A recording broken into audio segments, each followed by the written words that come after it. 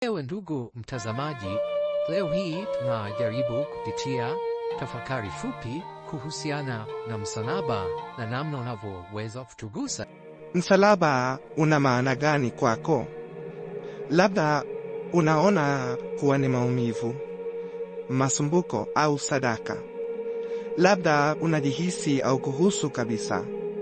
Hebu leo tujipitisha kidogo. Acha tujikite kwa kina zaidi ili kugundua upendo ulio mkuu zaidi kuwahi kujulikana.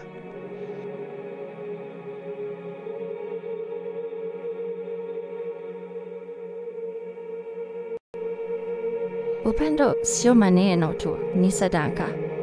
Yesu hakufundisha tu kuhusu upendo, alimuishi.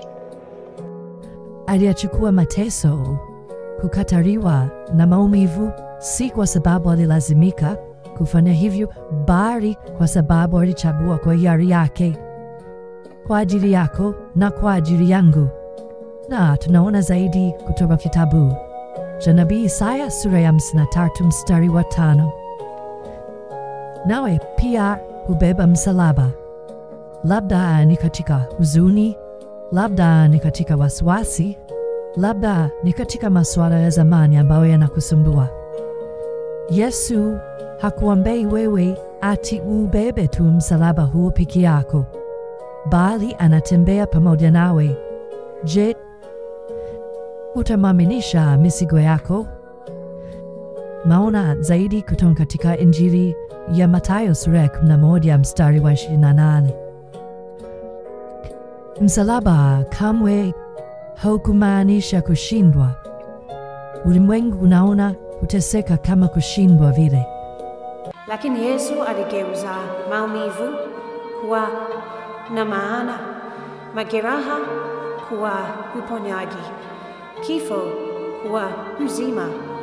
Si kwamba ati mateso yako hayana maana, bali Mungu anafanya mambo makubwa kupitia mateso hayo.